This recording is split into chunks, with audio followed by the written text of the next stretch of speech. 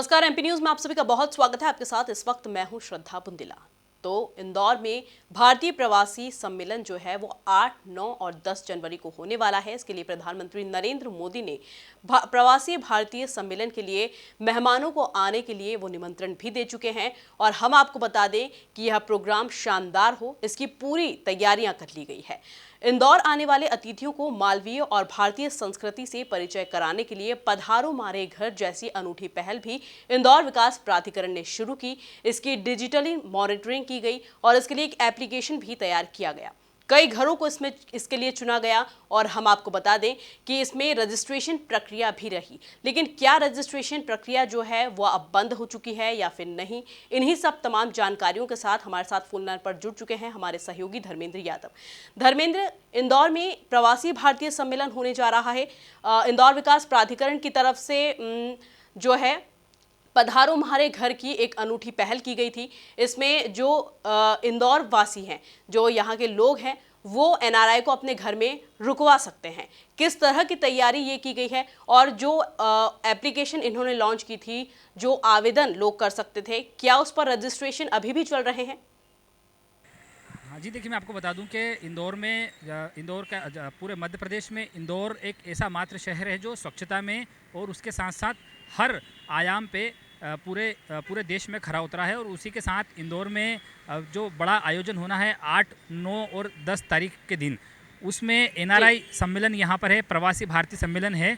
और उसमें यहाँ पर जिस प्रकार से पूरी व्यवस्था की गई है, इंदौर पूरी तरीके से मेहमान नवाजी के लिए फ़िलहाल तैयार हो चुका है। और जो रजिस्ट्रेशन की बात कही जा रही है, तो रजिस्ट्रेशन फ़िलहाल अभी भी लगातार जारी है। और अभी तक फ़िलहाल ऐसा बताया जा रहा है कि तकरीबन 25 रजिस्ट्रेशन हो चुके हैं, 25 ऐसे घर तय हो चुके हैं जहां पर जो प्रवासी भारतीय आएंगे उनको ठहराने की व्यवस्था वहां पर की गई है। इस रजिस्ट्रेशन में लोगों ने काफ़ी बढ़ चढ़ के हिस्सा लिया है और अभी फ़िलहाल में रजिस्ट्रेशन लगातार जारी है। और जिन जो एनआरआई बाहर से आएंगे उनकी पूरी व्यवस्था यहाँ पर की गई है।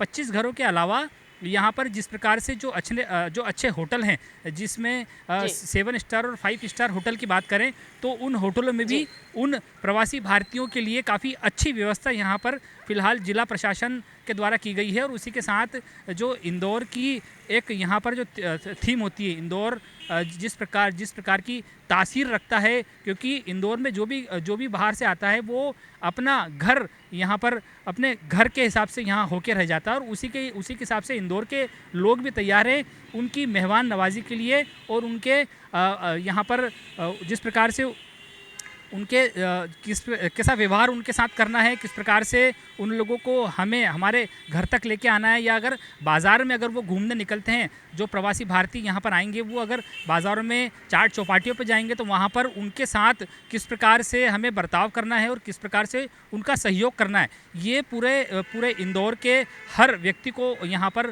फ़िलहाल समझाया गया है। और खैर समझाने की बात अलग है, हमारे इंदौर की जो यहाँ की तासीर है, इंदौर में कोई भी व्यक्ति बाहर से आता है, अगर हम बात करें विदेशों की खास तौर पे, तो उनके साथ पूरा घर जैसा बर्ताव यहाँ पर किया जाता है और उनका पूरा ध्यान पूरे जो है इंदौर में यहाँ पर उनके हिसाब से रखा जाता है। जी बिल्कुल। लेकिन धर्मेंद्र, अगर हम बात करें पधारो हमारे घर कॉन्सेप्ट की, तो इंदौर विकास प्राधिकरण की ये तरफ से चलाया गया। हम ये जानना चाहते हैं कि ये जो कॉन्सेप्ट है, क्या ब्रिलियंट कन्वेंशन सेंटर के आसपास के लिए ही ये चयनित किया गया है? क्या इसके आसपास ही एनआरआई जो है उनको रुकवाया जाएगा, या फिर पूरे इंदौर में कहीं पर भी एनआरआई को पधारो हमारे घर के कॉन्सेप्ट के अकॉर्डिंग किसी भी घर में रुकवा सकते हैं? हाँ, देखिए वैसे तो अमूमन कोशिश ये की गई है कि जो ब्रिलियंट कन्वेंशन सेंटर है उसके आसपास के 4 से 5 किलोमीटर तक या 10 किलोमीटर तक का ऐसा यहाँ पर एरिया सिलेक्ट किया गया है। ज़्यादातर वहाँ पर जो प्रवासी भारतीय आएंगे उनको ठहराने की मुख्य रूप से व्यवस्थाएं की गई है, जो घर वहाँ पे चिन्हित हुए हैं। लेकिन हमने इसके पहले बात करी कि इंदौर के लोग मेहमान नवाजी में सबसे आगे होते हैं। तो कहीं ऐसा माना जा रहा है कि जो ब्रिलियंट के आसपास के क्षेत्र के साथ साथ थोड़ा सा दूर की बात करें, या अपन बाईपास की बात करें, या फिर रिंग रोड के आसपास की बात करें, तो वहाँ तक भी ऐसे जो घर हैं जो प्रवासी भारतीयों के लिए चुने गए हैं, वहाँ पर भी उनको ठहराया जाएगा, वहाँ पर उनकी मेहमान नवाजी की जाएगी। अलबत्ता उनकी जो है पूरी देखरेख, उनकी पूरी सुरक्षा की जवाबदारी भी उसी व्यक्ति की होगी जो जिस व्यक्ति के वहाँ पर वो रुकेंगे, जिस व्यक्ति के घर में रुकने के साथ साथ जिस व्यक्ति के साथ अपना वहाँ पर अमूल्य समय बिताएंगे, तो उसकी पूरी जवाबदेही रहेगी। और कोशिश यही करी गई थी कि ब्रिलियंट कन्वेंशन सेंटर के आसपास ही जो वहाँ पर उनके लिए जो घर चिन्हित किए गए थे वो हों, लेकिन इंदौर के कुछ ऐसे दूर दराज के भी क्षेत्र हैं जहाँ पर उनको ठहराया जा रहा है और काफ़ी अच्छी व्यवस्थाएं उन सभी के लिए की जा रही है। धर्मेंद्र, आपने बात की दूर दराज क्षेत्र से, यानी कि कई एनआरआई को दूर भी ठहराया जाएगा, लेकिन क्या उन्हें वहां से ब्रिलियंट कन्वेंशन तक आने में क्या परेशानी नहीं होगी? क्योंकि इंदौर का ट्रैफिक जो है सभी जानते हैं, कभी कभी बहुत बुरी तरह से वो जाम में फंस जाते हैं लोग। अगर हम रूट डाइवर्ट की बात करें तो कई रूट जो हैं वो डाइवर्ट भी किए गए हैं। MR10 की तरफ से अगर कोई लोग आते हैं तो वहाँ का भी रूट डाइवर्ट किया गया है। लेकिन अगर हम बात करें वर्ल्ड कप चौराहे तरफ की, बंगाली चौराहे तरफ की, अगर उस साइड किसी को ठहराया जाता है तो क्या उसे असुविधा नहीं होगी? क्या उसकी सुरक्षा के पूरे इंतजाम किए गए हैं? क्या वो ट्रैफिक में नहीं फंसेगा? देखिए, ये जो ट्रैफिक का पूरा प्लान बनाया गया है, ये खास तौर पे जो प्रवासी भारतीय आ रहे हैं उनके लिए स्पेशली इस पूरे ट्रैफिक के प्लान को यहाँ पर तैयार किया गया है। और उसी के साथ साथ जो एयरपोर्ट के आसपास का क्षेत्र था जहाँ से जो है ट्रैफिक डाइवर्ट किया गया है, और क्योंकि जब एयरपोर्ट पर प्रवासी भारतीय पहुँचेंगे तो वहाँ से कुछ प्रवासी भारतीय ब्रिलियंट कन्वेंशन सेंटर जाएंगे, उस हिसाब से उनकी पूरी व्यवस्थाएं की गई है कि ताकि उनको ट्रैफिक में किसी प्रकार की परेशानी ना हो।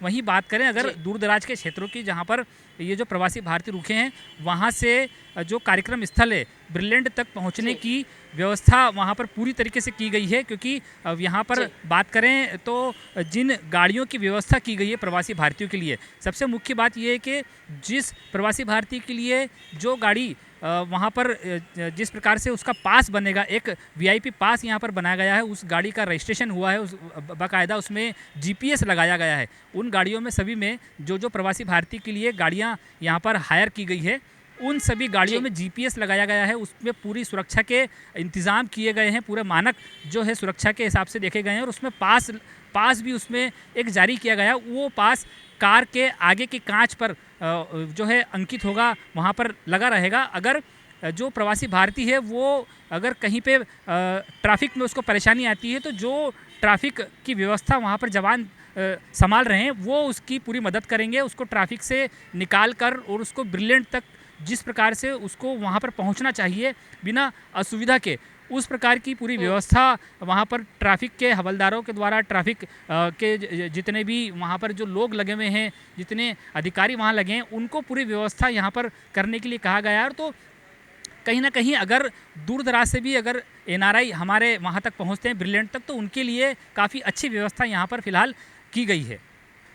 बिल्कुल, यानी कि कह सकते हैं कि सुरक्षा की पूरी व्यवस्था है। अगर ट्रैफिक में कहीं पर NRI फंस भी जाते हैं तो एक पास उनकी गाड़ी पे जो है वो लगाया जाएगा, उसके थ्रू जो जवान होगा वहां पर या फिर जो भी ट्रैफिक संभाल रहा होगा उसको पता चल जाएगा कि कोई गाड़ी जो है जिसे ब्रिलियंट कन्वेंशन जाना है वो अगर फंसी है, तो जो जवान है वो आसानी से उस गाड़ी को वहां से निकाल सकता है और वो ब्रिलियंट कन्वेंशन वहां तक पहुंचा सकता है।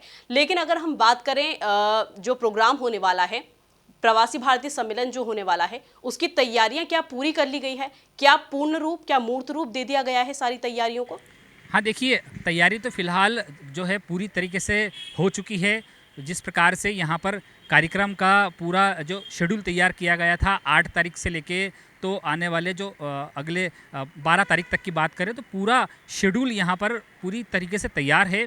सभी अधिकारी, प्रशासन की बात करें, नगर निगम की बात करें, या फिर जितने भी यहाँ पर जनप्रतिनिधि है, उनके साथ जो जनप्रतिनिधियों के साथ जो यहाँ पर कार्यकर्ता भी लगे हैं, उनको पूरी तरीके से तैयार कर दिया गया है। ट्रेनिंग भी हो चुकी है।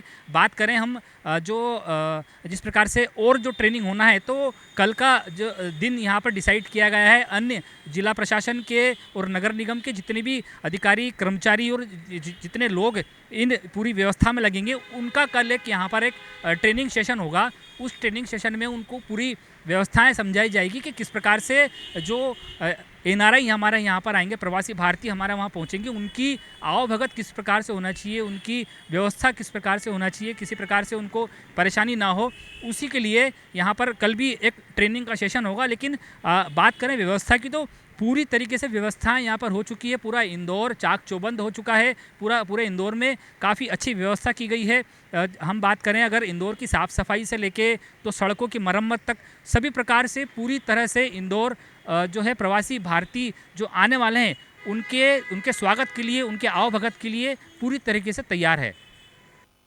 बिल्कुल, पूरी तरह से इंदौर तैयार है। तो प्रवासी भारतीय सम्मेलन इंदौर में होने जा रहा है 8, 9 और 10 जनवरी को। बहुत महत्वपूर्ण दिन है इंदौर वासियों के लिए और NRI आ रहे हैं, तो आप भी तैयार रहे उनका स्वागत करने के लिए। बहुत बहुत शुक्रिया धर्मेंद्र, हमारे साथ तमाम जानकारी साझा करने के लिए।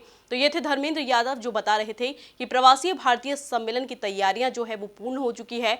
बापट चौराहे से ब्रिलियंट कन्वेंशन सेंटर तक जो रोड का कार्य चल रहा था, जो मरम्मत का कार्य चल रहा था, जो पेड़ पौधों का कार्य चल रहा था, उसे भी अब अंतिम दौर में वो चल रहा है, मूर्त रूप दे दिया गया है और सारी जो व्यवस्था है चाक चौबंद कर दी गई है।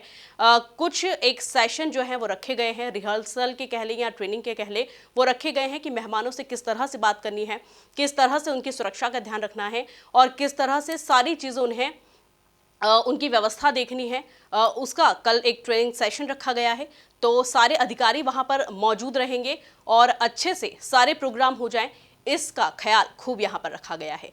तो इसमें फिलहाल इतना ही। हम फिर हाजिर होंगे कुछ न्यू अपडेट्स के साथ। तब तक के लिए लेते हैं छोटा सा ब्रेक। ब्रेक के बाद जल्द हाजिर होंगे। बन रही है MP न्यूज़ के साथ। MP की नब्ज, MP का हाल, मध्य प्रदेश की हर खबर MP न्यूज़ TV के साथ। लगातार खबरों के लिए सब्सक्राइब करें हमारा YouTube channel MP news TV। Latest updates के लिए बेल आइकन दबाना जरा भी न भूलें।